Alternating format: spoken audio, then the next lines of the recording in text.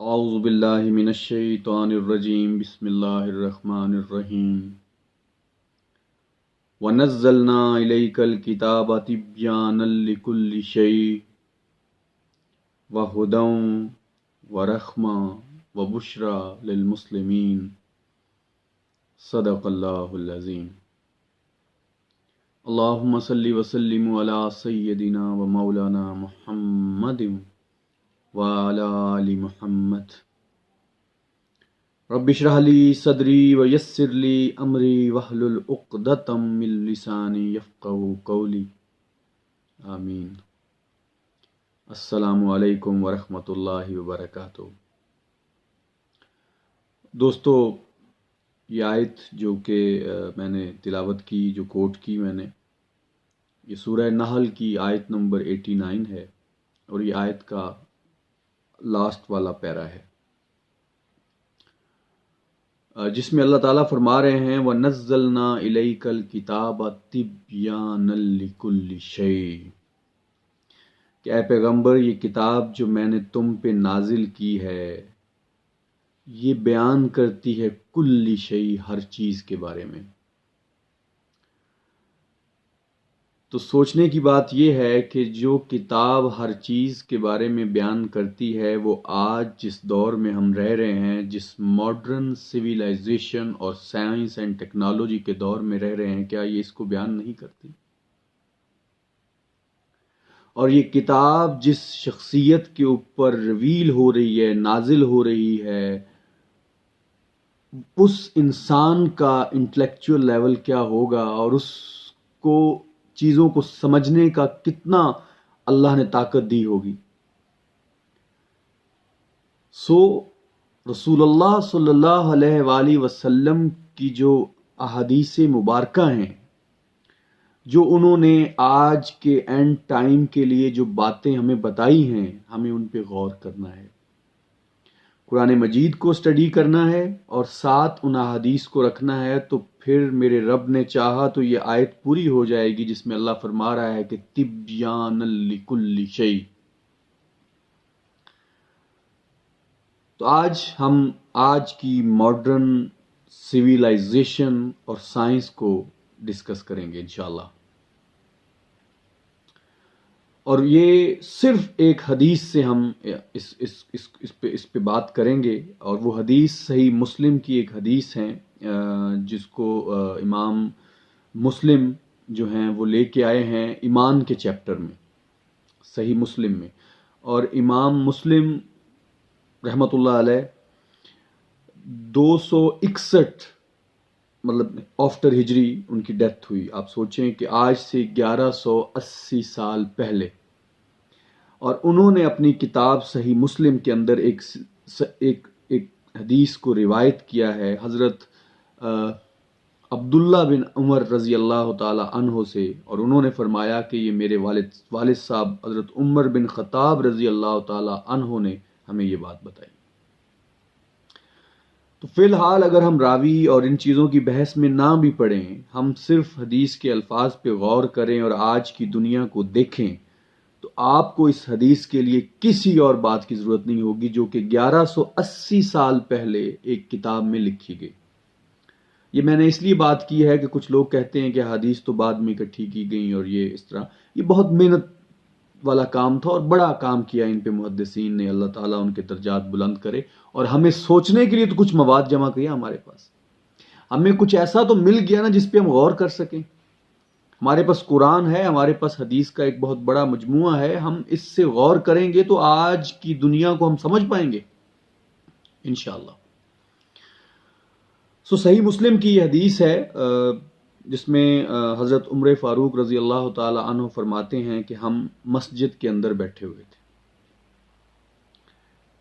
ایک شخص آیا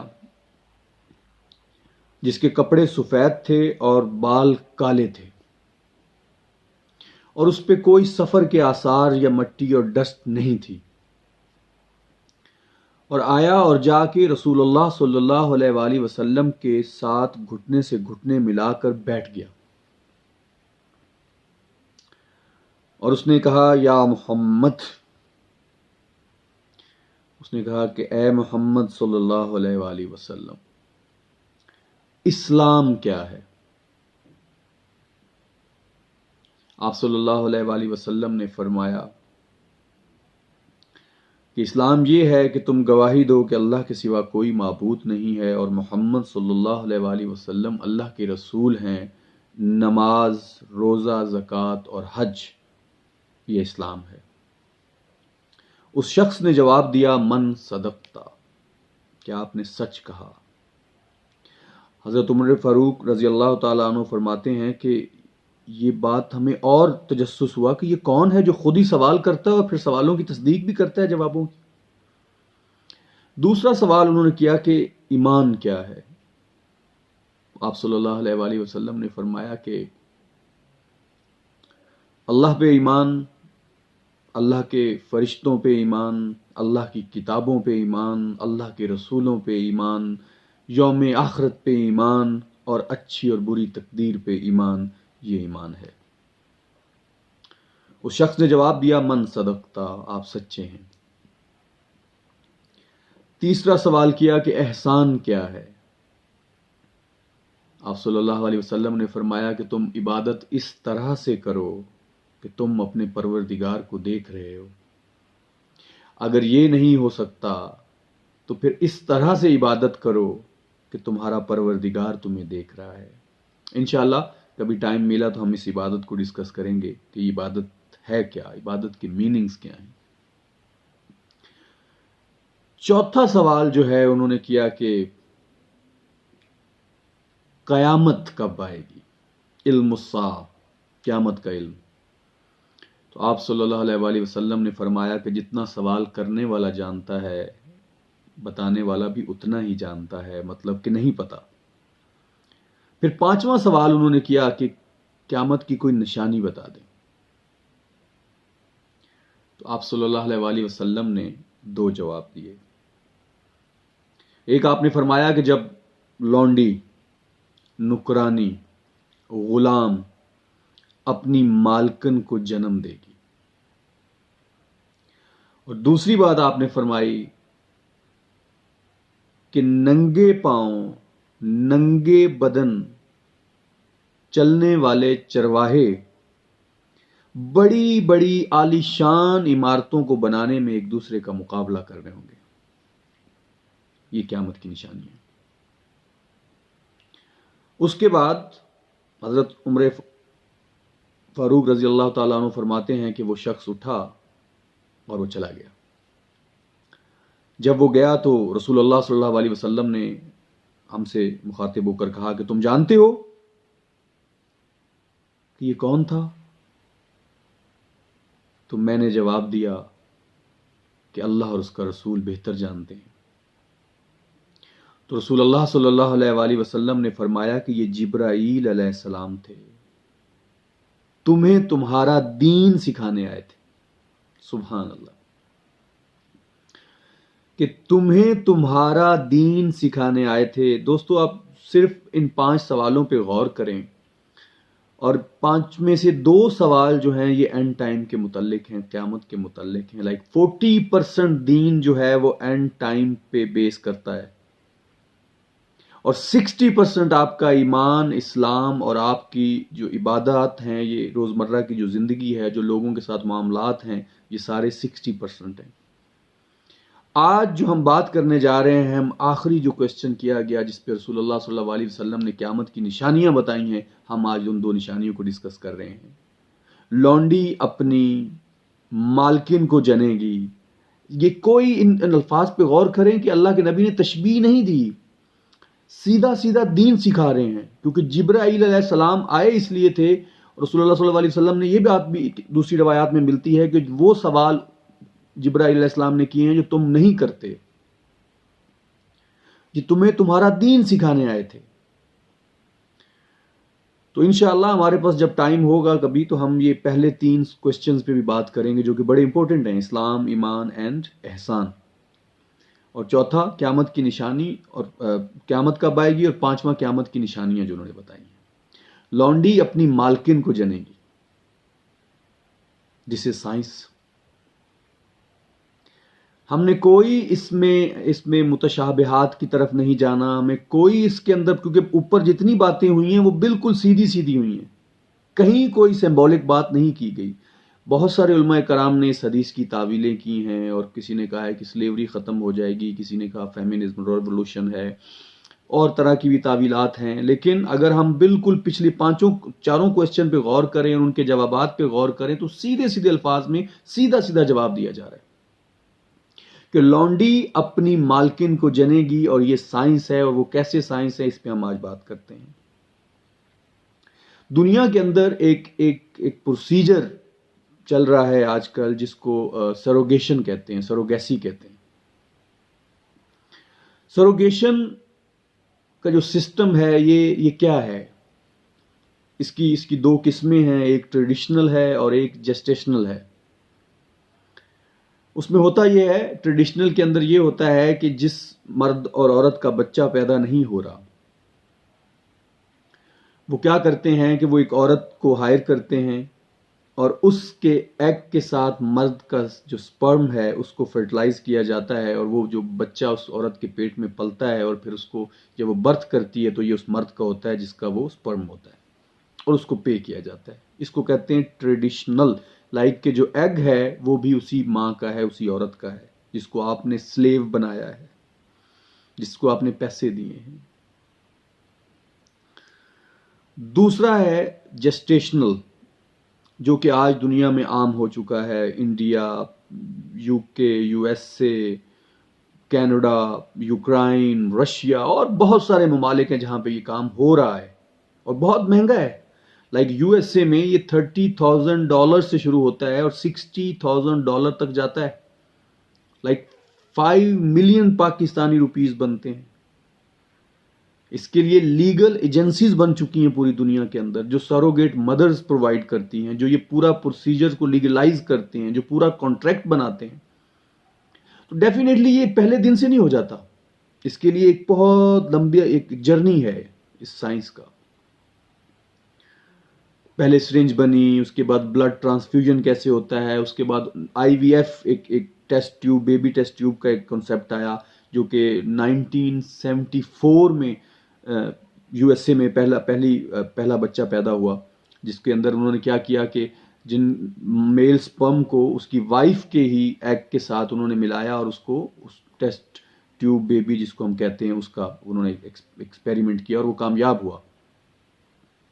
اور 1984 میں اس کے بعد جا کے یہ سروگیشن کا جو نظام ہے یہ وجود میں آیا کہ اب آپ کسی اور کا ایگ بھی لے سکتے ہیں، یا آپ دونوں میاں بیوی جو ہیں، اگر آپ کی بیوی کیری نہیں کر پا رہی اپنا بچہ، کوئی پرابلمز ہیں، کچھ اندر پرابلم ہے، تو کیا کرتے ہیں، وہ اس وائف کا ایگ لیتے ہیں، خاوند کا سپرم لیتے ہیں، اور ان دونوں کو ملا کے وہ ایک اور عورت کو ہائر کیا جاتا ہے جس کو سروگیٹ مدر کہتے ہیں، اور اس کو ہائر کیا جاتا ہے، اس کے پیٹ کو ہائر کیا جاتا ہے، اور اس کو پے کیا جاتا ہے، اور اس کے بعد جب بچہ پیدا ہوتا ہے تو وہ بچے کی ماں نہیں ہوتی، یہ ماں باپ ہوتے ہیں جن کا انڈا اور جن کا سپرم ہے، اور یہ لیگل ہے دنیا کے اندر.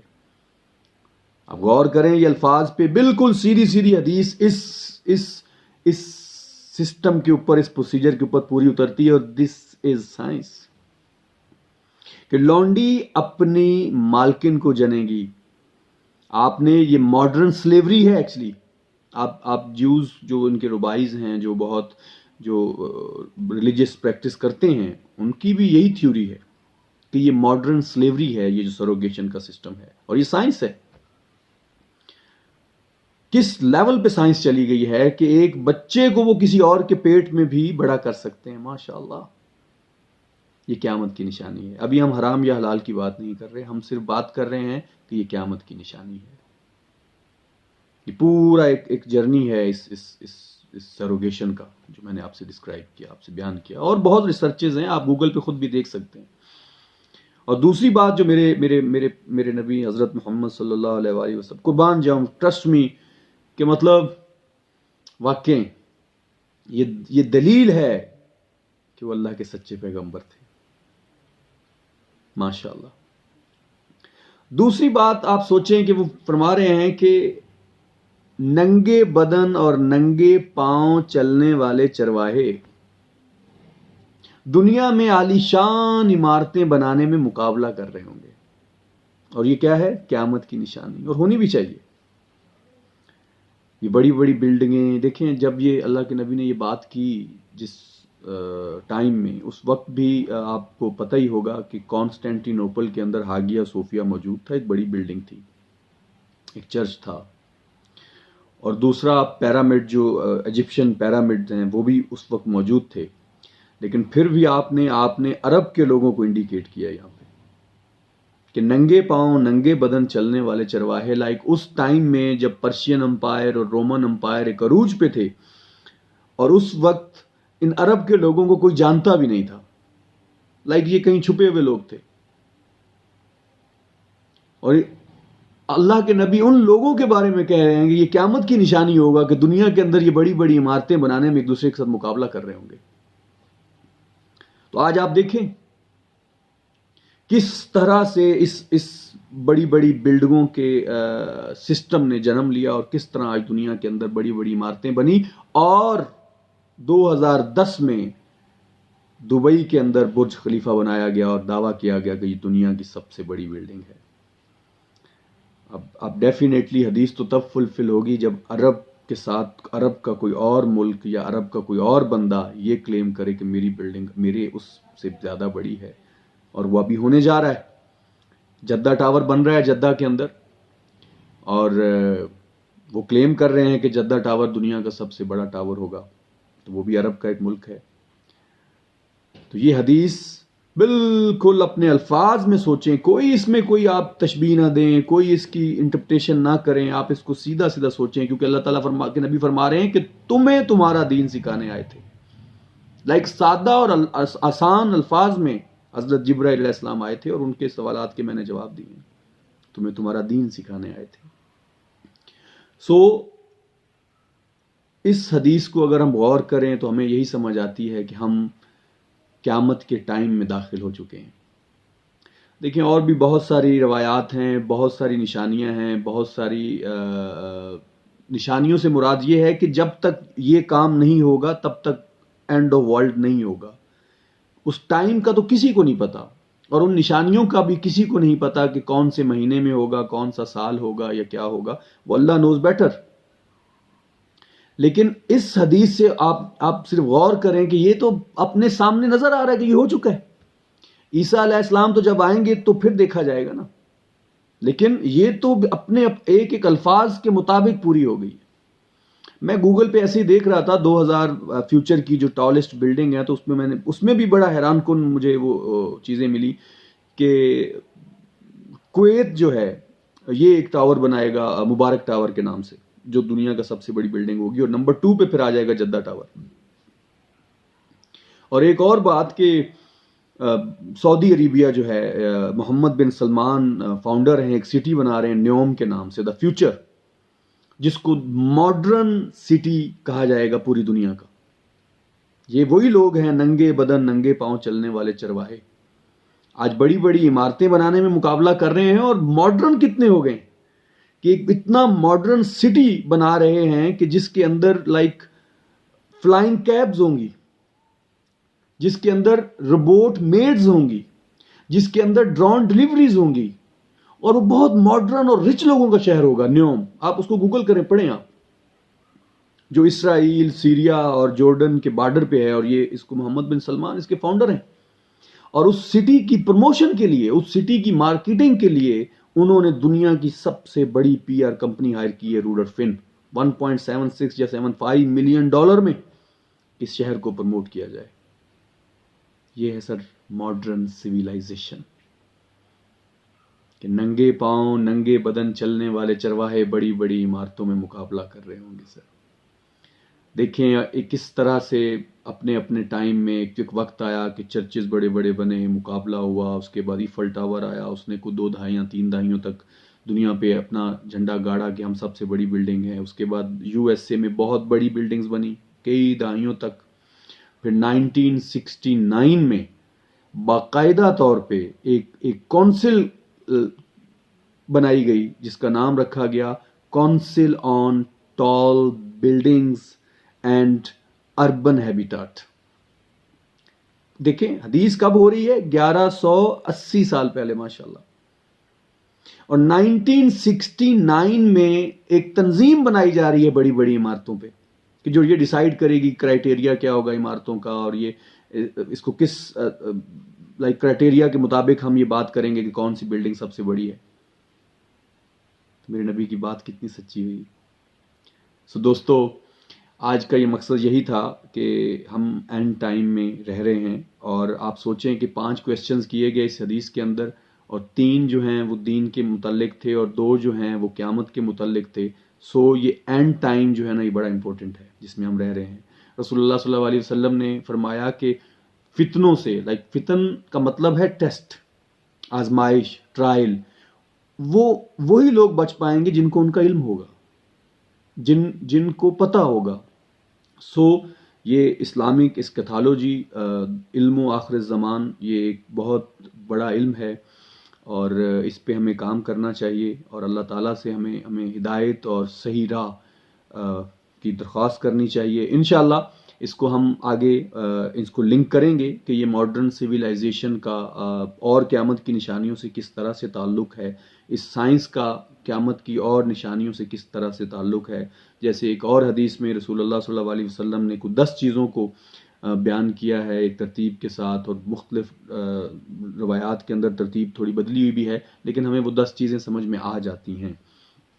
تو انشاءاللہ اس پہ ہم بات کرتے رہیں گے. اللہ تعالیٰ ہم سب پہ رحم کرے، اور اس حدیث پہ آپ لوگ غور کیجئے گا کہ شاید اللہ تعالیٰ آپ کو صحیح راہ، صحیح سمجھ عطا فرمائے. اللہ تعالیٰ ہم سب پہ رحم کرے. وَأُفَوِّضُ أَمْرِي إِلَى اللَّهِ وَمَا إِلَيْنَا إِلَّا الْبَلَاغُ الْمُبِينُ.